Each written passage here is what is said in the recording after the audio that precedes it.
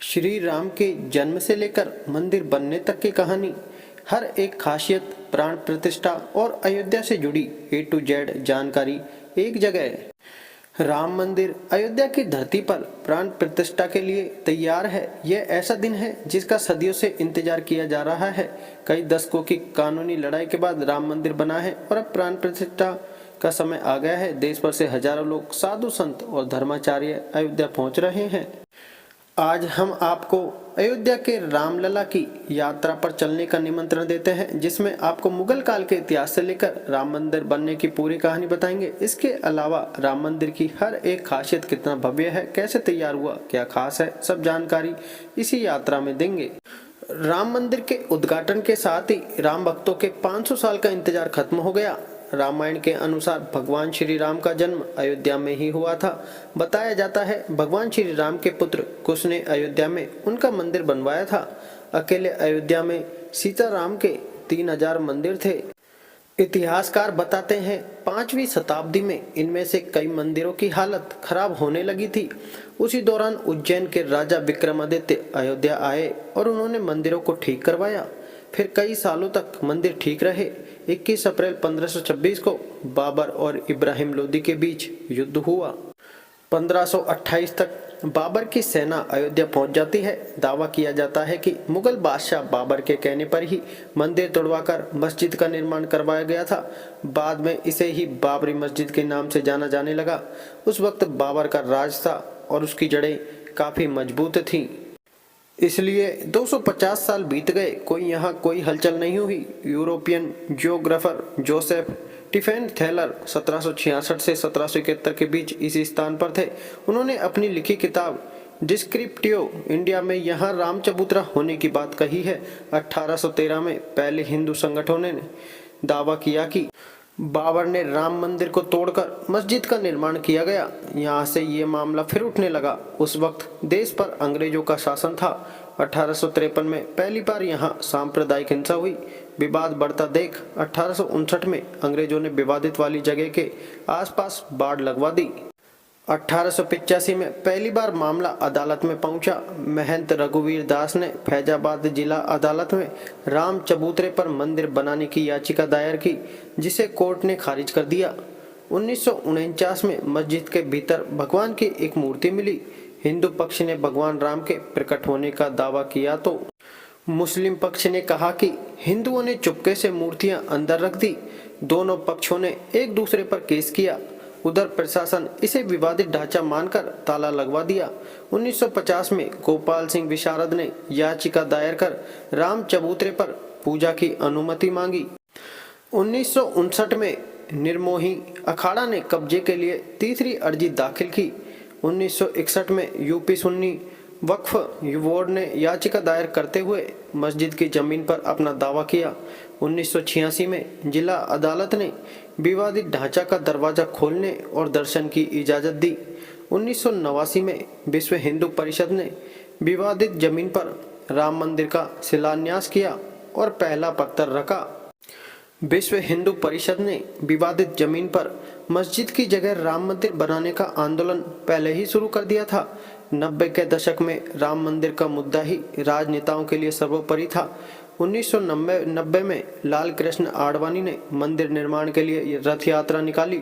यह आक्रोश इतना ज्यादा बढ़ गया था कि 1992 में BHP समेत तमाम हिंदू संगठनों ने मिलकर विवादित ढांचा गिरा दिया। इसके बाद देश भर में सांप्रदायिक दंगे भड़क गए। दंगों में 2000 से ज्यादा लोग मारे गए, केस दर्ज हुआ और 49 लोग आरोपी बनाए गए।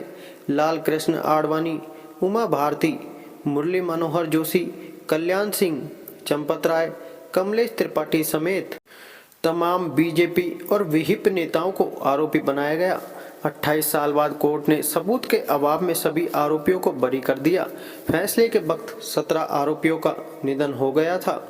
विवादित ढांचा गिराए जाने के 10 साल बाद 2002 में इलाहाबाद हाई कोर्ट ने जमीन पर मालिकाना हक के लिए सुनवाई शुरू की। 2010 में हाई कोर्ट ने विवादित जमीन को सुन्नी वक्फ बोर्ड, रामलला विराजमान और निर्मोही अखाड़ा के बीच 3 बराबर हिस्सों में बांटने का आदेश दिया। 2011 में हाई कोर्ट के आदेश को सुप्रीम कोर्ट में चुनौती दी गई। 2019 में सुप्रीम कोर्ट की 5 जजों की बेंच ने राम मंदिर के पक्ष में फैसला सुनाया। मुस्लिमों को अलग से 5 एकड़ जमीन देने का आदेश दिया गया। इसके बाद 5 अगस्त 2020 को प्रधानमंत्री मोदी ने श्री राम मंदिर के निर्माण के लिए भूमि पूजन किया और अब 22 जनवरी 2024 को मंदिर का उद्घाटन हो रहा है। 18 जनवरी को रामलला की मूर्ति को गर्भगृह में स्थापित कर दिया गया है। 22 जनवरी को दोपहर 12:20 पर रामलला की प्राण प्रतिष्ठा की जाएगी। विग्रह की आंखों से पट्टी हटाई जाएगी और उन्हें दर्पण दिखाया जाएगा। मंदिर के गर्भगृह में भगवान श्री राम की मूर्ति उनके बाल रूप की है। प्राण प्रतिष्ठा समारोह में अनुष्ठान की सभी प्रक्रियाओं को देश भर के 121 आचार्य संपन्न करेंगे।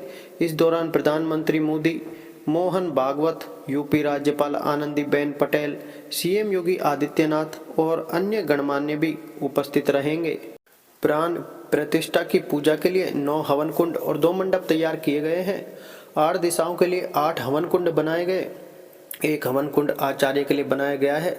हवन कुंड बनाने के लिए ईंट, बालू, मिट्टी, गोबर, पंचगव्य और सीमेंट का इस्तेमाल किया गया है। आकार, लंबाई, चौड़ाई, ऊंचाई और गहराई का खास ध्यान रखा गया है। मुख्य मंदिर के सामने पूजा के लिए 45-45 हाथ के 2 मंडप बनाए गए हैं। एक मंडप में भगवान श्री गणेश और श्री राम जी के पूजन से लेकर समस्त पूजन कार्य होंगे।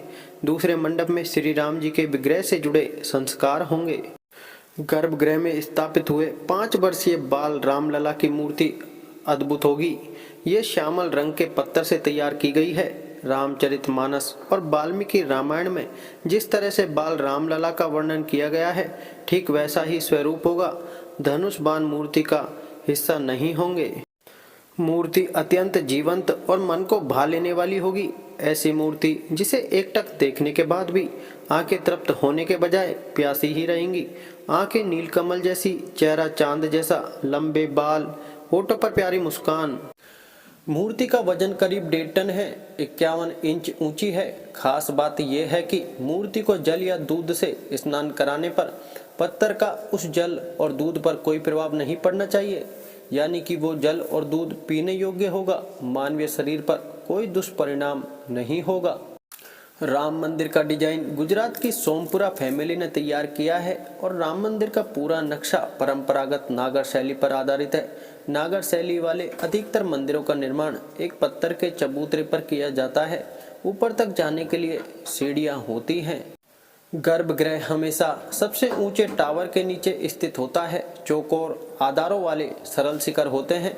भारत में नागर शैली में बनाए गए कुछ खास मंदिर: कोणार्क का सूर्य मंदिर, गुजरात में सूर्य मंदिर, ओशिया मंदिर, खजुराहो का कंदरिया महादेव मंदिर, भुवनेश्वर का लिंगराज मंदिर, पुरी का जगन्नाथ मंदिर।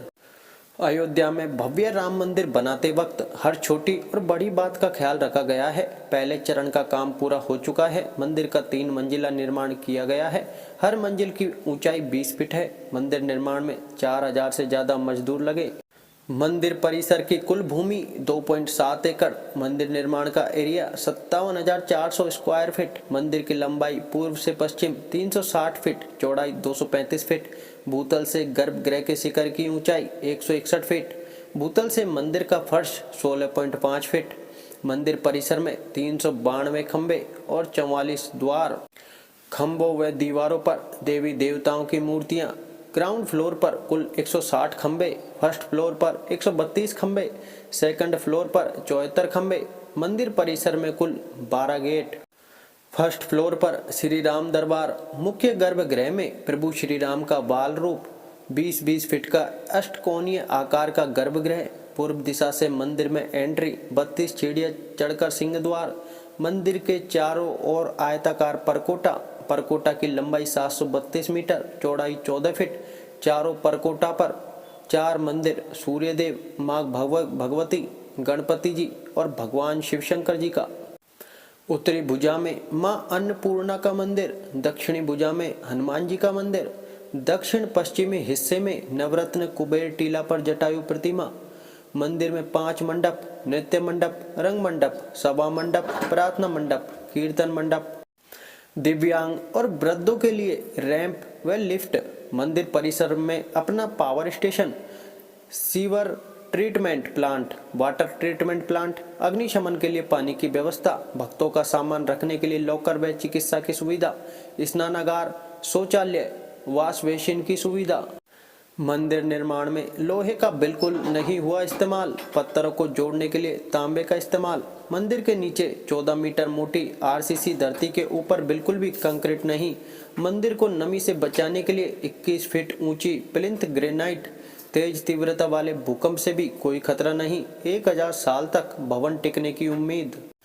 राम मंदिर परिसर में कुल 12 दरवाजे हैं जहां से भक्त प्रवेश करेंगे। यहाँ सोने से चमचमाते दरवाजे नजर आएंगे, सभी पर सोने की मोटी परत चढ़ी है। ये दरवाजे सागवान की लकड़ी से बने हैं जो कई सालों तक खराब नहीं होती। इन पर हाथी, शंख, चक्र और गदे से कलाकारी हुई है। प्राण प्रतिष्ठा वाले दिन रामलला को 108 सोने के सिक्कों से बना एक हार पहनाया जाएगा। रामलला की चरण पादुकाएं चांदी और सोने की होंगी। उनका वजन करीब 1 किलो का होगा। रामलला का सिंहासन करीब 8 फुट लंबा होगा और मुकुट से लेकर जेवरात भी सोने के होंगे। इसके अलावा देश भर के तमाम लोगों ने सोने और चांदी की चीजें राम मंदिर में भेंट करने का ऐलान किया है। जन्मभूमि परिसर में मुख्य मंदिर के अलावा 7 और मंदिर बनाए जा रहे हैं। इनमें श्री राम के गुरु ब्रह्मर्षि वशिष्ठ, ब्रह्मर्षि विश्वामित्र, महर्षि वाल्मीकि, अगस्त्य मुनि, राम भक्त केवट, निषाद राज और माता सबरी के मंदिर शामिल हैं। हालांकि इनका निर्माण 2024 अंत तक पूरा हो जाएगा। गर्भगृह में रामलला के दर्शन के लिए सबसे पहले आपको पूर्व दिशा में बने सिंह द्वार से भीतर जाना होगा। यहाँ से 32 सीढ़ियाँ चढ़कर रंग मंडप पहुँचेंगे। रंग मंडप में भगवान राम के जीवन से जुड़े चित्र और किरदार दीवारों पर उकेरे गए हैं। थोड़ा आगे चलेंगे तो नृत्य मंडप आएगा। नृत्य मंडप में देवी देवताओं और रामायण की चौपाइयों को पत्थर पर उकेरा गया है। यहाँ से आगे बढ़ने पर रामलला के गर्भगृह में पहुँच जाएंगे। लखनऊ के सब्जी विक्रेता अनिल कुमार साहू ने एक ऐसी वर्ल्ड क्लॉक बनाकर रामलला को समर्पित की है जो एक साथ 9 देशों का समय बताती है। मां सीता की जन्मभूमि जनकपुर से 3000 से ज्यादा उपहार, आभूषण और कपड़े अयोध्या आए।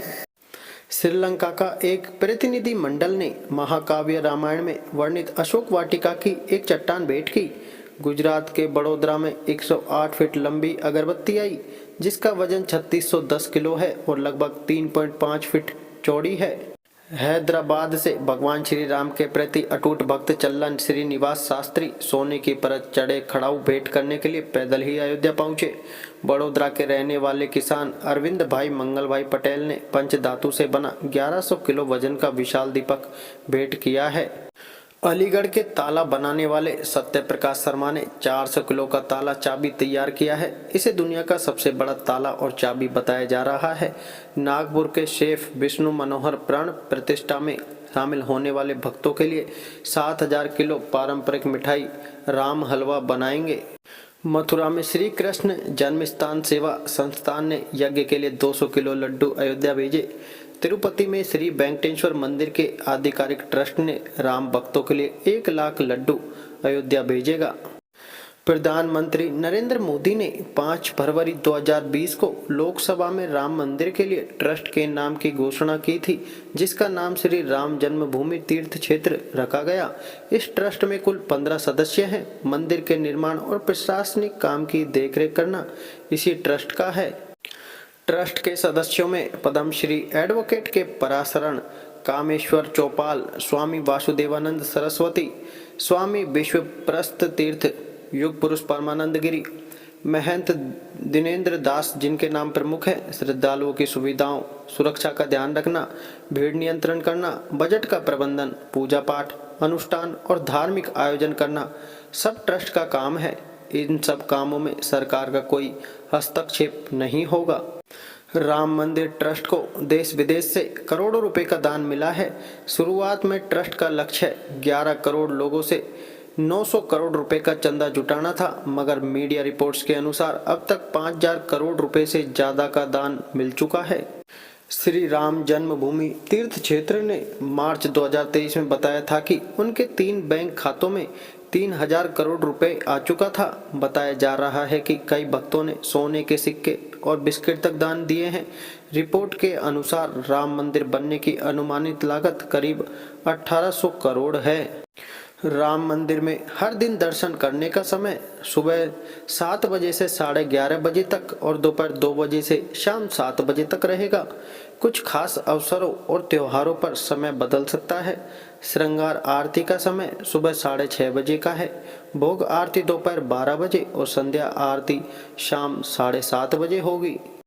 अयोध्या राम मंदिर में सभी भक्तों के लिए दर्शन बिल्कुल फ्री हैं, मगर अगर आप भगवान राम के नज़दीक और अच्छे से दर्शन करना चाहते हैं तो इसके लिए स्पेशल दर्शन टिकट लेना होगा। श्रद्धालु श्री राम जन्मभूमि तीर्थ क्षेत्र ट्रस्ट की आधिकारिक वेबसाइट से ऑनलाइन टिकट बुक कर सकते हैं। अयोध्या राम नगरी जाने के लिए सभी तरह के साधन उपलब्ध हैं। श्रद्धालु कभी भी अपनी श्रद्धा के अनुसार बस, रेल, हवाई मार्ग से जा सकते हैं। उत्तर प्रदेश राज्य सड़क परिवहन निगम की तमाम बसें अयोध्या और पड़ोसी शहरों जैसे लखनऊ, फैजाबाद, गोरखपुर के बीच चलती है। अगर आप ट्रेन से जाना चाहते हैं तो अयोध्या में ही अयोध्या धाम जंक्शन नाम से रेलवे स्टेशन है। दिल्ली, लखनऊ, कानपुर, बनारस, गोरखपुर से सीधी ट्रेनें अयोध्या जाती हैं। अगर समय की बचत करना चाहते हैं तो अयोध्या में एक इंटरनेशनल एयरपोर्ट भी है।